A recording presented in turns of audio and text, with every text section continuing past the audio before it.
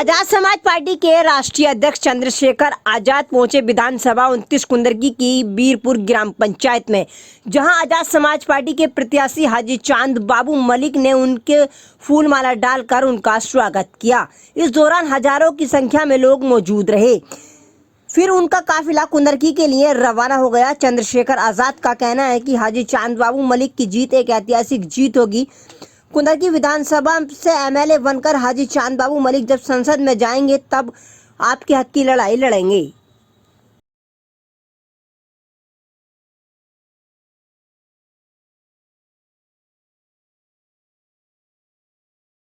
अगर कार्यक्रम होगा तो सरकार के लोगों को अच्छा नहीं लगेगा। कार्यक्रम होगा तो आपकी ताकत बढ़ेगी, और आपकी ताकत बढ़ेगी तो सरकार को तकलीफ होगी। इसलिए आपका कार्यक्रम रोका जा रहा है। कार्यक्रम रोक लेंगे क्या? जनता को वोट देने से भी रोक देंगे? उंगली पकड़ लेंगे जनता की? कार्यक्रम ही तो रोक सकते हैं सत्ता में बैठ के। इसलिए हमारा भाई डरा दिया उसको, उसे बेचारे को डरा दिया। हम किसी को नुकसान नहीं पहुंचाना चाहते, किसी को नुकसान पहुंचे। वो डर गया बेचारा, परेशान हो गया। हमारी मोहब्बत उसके साथ भी है, लेकिन हम अपनी लड़ाई लड़ना जानते हैं। ये अगर परमिशन यहाँ की कैंसिल कर देंगे तो हम सड़कों पे लड़ाई लड़ लेंगे। सड़क की कैंसिल कर देंगे तो हम गाड़ी के खड़े ऊपर खड़े होकर लड़ाई लड़ लेंगे। हम तो मुजाहिद हैं, हम तो लड़ना जानते हैं। हमें क्या फर्क पड़ता है इन सब चीजों से कि परमिशन नहीं है, ये नहीं है, वो नहीं है। और हम कौन से महलों वाले हैं, ये हम कौन से बड़े बड़े स्टेज वाले हैं। हम तो गरीब आवाम में से एक है। हम अपनी जिम्मेदारी पे अपने कार्यक्रम करेंगे। मैं आप सबसे अपील करता हूं, क्योंकि आप लोगों के यहाँ कार्यक्रम था और आपकी इच्छा थी मैं यहाँ आऊं, तो मैं बस अपनी बात को रखने के लिए, क्योंकि रोकना चंद्रशेखर आजाद को किसी के बस की बात नहीं है। इसलिए मैं आपके दिलचस्पी को, आपके दिल को, आपकी बात को आपकी इच्छा को मजबूत करने के लिए यहाँ आया।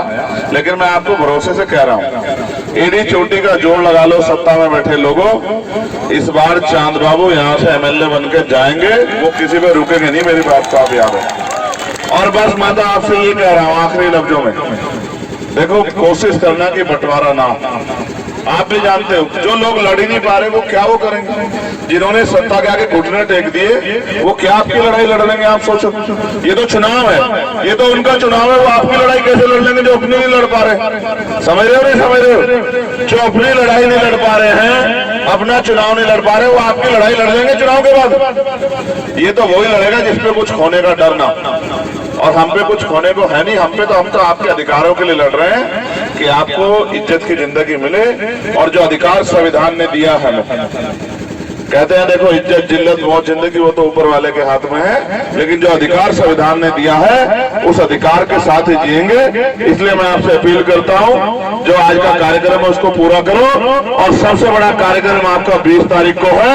बूथ पे मजबूत रहना और एक एक वोट को केतली के निशान की तरफ लाने के लिए अपनी पूरी मेहनत करना, लोगों से अपील करना। और दूसरा जो सबसे जिम्मेदारी काम है, वोटिंग परसेंटेज आपका ज्यादा होना चाहिए। मैं आपको वादा करके कह रहा हूं, मैं आपके आसपास में रहूंगा। जो मैंने आपसे कहा था, यही आपके बराबर के जिले में आपके पास रहूंगा। अगर आपकी तरफ कोई लाठी उठेगी तो सबसे पहले चंद्रशेखर आजाद उसका सामना करेगा। मेरी बात का ध्यान। मैं वो नेता नहीं कि साहब कार्यकर्ताओं को भट्टी में झोंक दो और अपने आप वहां महल में जाके बैठ जाओ। नहीं, मैं तो अगर मेरे भाइयों पे आंच आएगी तो सबसे आगे मैं रहूंगा। ठीक है, तो एक बात मैंने आपको बताई, बूथ को मजबूत रखना। दूसरी बात, ज्यादा से ज्यादा पोलिंग परसेंटेज करवाना। और तीसरी बात, जब तक फॉर्म 17C आपके हाथ में ना आ जाए, जिससे पता हो जाए कितनी वोट पड़ी, कौन सा बूथ है, कौन सी मशीन है, तब तक अपनी जगह नहीं छोड़नी है। बाकी कोई किसी को कोई हमें सकता नहीं है। ये भारत है, ये संविधान चलता, हमें कोई निकल नहीं सकता। और अगर निकलने का प्रयास करेगा तो 25 तारीख से पार्लियामेंट चलेगी। आप याद रखना, एडी चोटी का जोड़ लगा के याद दिला दूंगा, छठी का दूध। समझे नहीं समझे? 25 से पार्लियामेंट चल रही है, छठी का दूध याद दिला जाएगा सरकार को। मेरी बात को आप याद रखना। अब मैं आपका धन्यवाद करता हूं, क्योंकि मुझे गाजियाबाद में अकेला ही हूं मैं आपके पास। जिस दिन मेरे जैसे इसको तैयार करेगा, मेरे जैसे 10 तैयार हो गए। देखो मैं तुम्हें किस्सा बताता हूं, तुम हंसोगे। मैं गया सुबह 5 बजे मेरी फ्लाइट थी, तो मैं 4 बजे एयरपोर्ट गया, 3:30 बजे उठा और मैं चला गया झारखंड, ठीक है, नहीं महाराष्ट्र में मैं प्रचार करके रात को 12:30 बजे फ्री हुआ। एयरपोर्ट आया नागपुर, 3 बजे एयरपोर्ट पहुंचना था, 2 बजे रूम पे पहुंचा, 2:15 बजे रोटी खाई।